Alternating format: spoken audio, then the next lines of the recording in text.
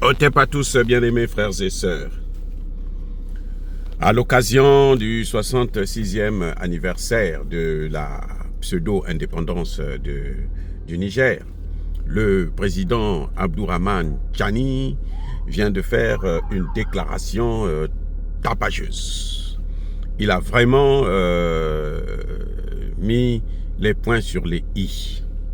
Eh oui, bien-aimés frères et sœurs, c'est fort. Il a tout dit. Il a donné toutes les informations que nous, panafricanistes, avons besoin pour notre narratif. Que ce sont des informations, pour la plupart, que nous connaissons bien, mais qui ne sont pas encore bien ancrées dans la mémoire des Africains. Parce que c'est lorsque nous retenons ces choses-là qu'on finit maintenant par comprendre comment on doit faire pour que tous ensemble, nous puissions combattre l'impérialisme. L'impérialisme utilise toujours les mêmes méthodes, depuis tout le temps. On l'a vu dernièrement en Côte d'Ivoire, on l'a vu dernièrement en Libye. C'est la même chose, surtout en Afrique. On l'a vu dans le Sahel. Et donc, monsieur le président Tchani nous dit que, d'abord, son pays est en train de subir une cabale médiatique sans précédent. C'est vraiment, vraiment la destruction d'une nation. Ça, c'est un fait. Ils passent tout leur temps à dénigrer. Et il y a un narratif qui a été imposé, surtout dans les médias mainstream, pour faire en sorte que tout ce qui est bien venant du Niger ou des pays de l'AES doit être étouffé. C'est-à-dire qu'on doit faire comme si ça n'avait pas existé, comme si ça n'a jamais existé et comme si ça n'existera jamais. Par contre, lorsqu'il y a même un seul soldat du Niger qui est blessé au combat contre les terreaux, eh bien, ils crient victoire des terreaux. Ils chantent partout. Ils font des éloges des terreaux. Ah oui, ça a toujours été comme ça. C'est ça qu'on appelle la cabale médiatique. C'est un narratif qui est imposé dans un sens unique. On ne doit jamais voir quelque chose de bon. Pour eux, depuis que Tchani est là, depuis que Assimi Goïta est là, depuis que Traoré est là, il n'y a rien de bon qu'ils ont pu faire. Ils n'ont pas réussi à mettre un terme au terrorisme, ils ne contrôlent pas le pays, ils ne développent pas la situation économique et sociale des populations, ils ne font absolument rien. C'est eux qui sont là pour faire, c'est eux qui devraient vraiment revenir pour venir agir.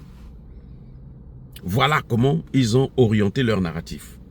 Alors que nous savons qu'aujourd'hui, ces pays-là, ces trois dirigeants, sont le modèle de nos pays. C'est-à-dire que l'avenir de l'Afrique est dans ces pays-là. L'avenir de l'Afrique leur concerne. Voilà, les amis. Il y a une autre chose, une autre méthode qu'ils utilisent, c'est la stratégie de la division. Tenter de diviser au haut sommet, entre les dirigeants d'abord, au sein même du gouvernement, entre l'armée et les civils, entre l'armée et la population, entre le gouvernement et la population. C'est la méthode qui est habituelle, qu'ils ont fait un peu partout là où ils passent pour manipuler le monde, manipuler les populations. La troisième méthode que le président Tchani a dénoncée, c'est la campagne diplomatique de diabolisation du Niger. C'est un peu ce qui explique le narratif qu'ils ont imposé, la cabale médiatique. C'est à peu près la même chose. C'est-à-dire que sur le plan diplomatique, cette fois-ci, dans les institutions internationales, on va toujours présenter quelque chose de mauvais. On va toujours présenter, comment vous appelez ça, ce pays, le Niger, comme étant un pays où rien ne marche. Il y a l'insécurité. Il ne faut pas aller investir là-bas. Il faut abandonner ce pays. Il faut isoler ce pays. Il faut imposer de l'embargo. Et ce qu'ils font au Niger, c'est aussi ce qu'ils font au Burkina et au Mali. C'est la même chose. Ils tentent aussi ces impérialismes, avec leurs valets locaux, de manipuler la société civile et les acteurs politiques. Les opposants ont du grain à mouler. Hein? Ils ont de quoi se nourrir, parce qu'on leur donne de l'argent, on leur donne des visas, on leur donne la possibilité d'aller partout dans le monde pour aller faire ce qu'ils veulent, ainsi de suite. Et ils tentent ce que nous appelons, nous, des révolutions de couleur. Hein, essayer de mobiliser la société civile, l'orienter à travers parfois les ONG, parfois les ambassades. On l'a vu dans le conflit entre la France et l'Algérie, où les diplomates ne sont plus en fait des diplomates, ce sont des agents secrets qui sont là pour exécuter un agenda de déstabilisation de nos États. Le président Tiani vient de le dénoncer. Le président Tiani dénonce aussi cette méthode d'installation des bases militaires autour des États du Sahel. On le voit en Côte d'Ivoire, au Ghana, au Bénin. Il y avait aussi le Tchad qui a refusé. Ils sont en train d'essayer de forcer la main de Tinubu. Mais Tinubu, lui, il est comment dirais-je, soumis à ces sénateurs redoutables qui sont à la frontière, des États qui sont à la frontière avec le Niger, qui font leur travail, mais alors d'une façon exceptionnelle. C'est ce qui est en train de sauver. Donc, on le voit, ils ont le Sénégal et autres.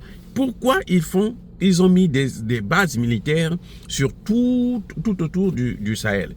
Ce n'est pas pour leur sécurité. La sécurité des États-Unis ne dépend pas d'une base militaire américaine en Côte d'Ivoire ou au Ghana. Quand même, soyons sérieux. Il faut être fou, il faut être dingue, il faut être malade pour pouvoir faire une telle affirmation. La sécurité des États-Unis, ça doit être garanti ici aux États-Unis, ce n'est pas en Afrique. L'Afrique n'est pas une menace pour la sécurité des États-Unis. C'est plutôt les États-Unis qui sont une menace pour la sécurité en Afrique.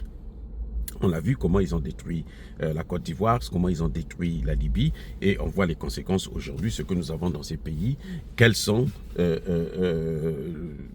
disons, le nombre aujourd'hui de morts, le nombre d'affamés, hein, la paupérisation qu'ils utilisent, le CFA qu'ils utilisent comme instrument de sous-développement, de frein au développement, ainsi de suite.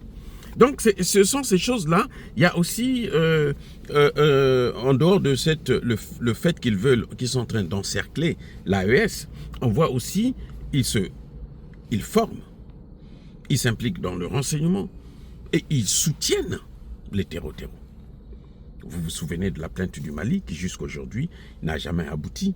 Le Mali demandait au Conseil de sécurité de leur donner l'occasion de prouver à ce Conseil et au monde entier que la France est un pays qui soutient le terreau en Afrique et notamment au Mali. Et ça, c'est valable non seulement au Mali, mais c'est aussi valable dans les autres pays. C'est le Conseil de sécurité de l'ONU qui, parce qu'on a diabolisé justement ces pays, fait en sorte qu'ils trouvent des raisons pour ne pas organiser cette rencontre. Oui, et ça, c'est dénoncé partout. On le voit, nous le savons. Maintenant, il y a un autre aspect que le président Tiani a abordé, celui du retour de l'AES dans la CEDEAO. Pourquoi les pays de la CEDEAO veulent forcer la main à l'AES? Déjà, ce qui est bien, c'est qu'il a confirmé que nous sommes à un point de non-retour. Il n'y aura pas de retour au sein de la CEDEAO, c'est clair. Quand il a dit. Maintenant, le problème c'est que, et c'est là où c'est très intéressant, c'est qu'il nous montre, il nous explique pourquoi ces pays-là insistent. Et je crois vous avoir déjà parlé de ça. Ces pays qui sont déjà les esclaves de la CEDEAO, de l'Occident et notamment de l'OTAN, veulent faire venir ces pays-là parce que l'OTAN est en train de perdre le contrôle de ces pays-là. Et si ça continue, l'OTAN risque de perdre le contrôle de tous les pays africains. Donc, ceux qui sont encore esclaves, là, il faut leur demander de tout faire pour qu'ils puissent revenir au sein même de la CEDEAO. Maintenant, ce qu'ils sont en train de faire, pourquoi ils sont en train de gagner du temps? Pourquoi ils ont ajouté encore 6 mois en plus? En fait, ils ont ajouté 6 mois en plus, c'est parce que ces années qu'ils ont passées là, ils n'ont pas pu éliminer un de ces dirigeants ou les 3 dirigeants de l'AES. L'objectif, c'est quoi? C'est donner plus du temps à ces pays-là, de l'OTAN, de faire leur coup d'État. Ça, cette fois-ci, ça va être un coup d'État à l'occidental. Et bien entendu, on va mettre devant quelques larbins, hein, comme ils font en RDC avec Kagame. Kagame est venu d'abord pour chasser Mobutu avec Kabila. Et maintenant, il est en train d'utiliser des gens comme les Corneille Nangaa et autres qu'il met devant. Et puis bon, lui, en fait, c'est lui qui est en train de faire qui est en train de vouloir déstabiliser la RDC. Et lui-même, il est soutenu par les Occidentaux. Donc, ceux-là, c'est la même chose qu'ils sont en train de vouloir faire. S'ils ont ajouté 6 mois, je vous avais déjà dit qu'ils ne pouvaient pas ajouter 6 mois sans se concerter avec les pays concernés. Mais s'ils le font, c'est parce que eux, ils veulent à tout prix, non seulement ramener ces pays-là dans l'esclavage, mais ils veulent donner du temps à, comment vous appelez ça, aux Occidentaux de faire soit une révolution de couleur ou bien un coup d'État pour déstabiliser ces pays-là définitivement et les imposer le retour dans la CEDEAO. Voilà exactement ce qui est en train de se passer.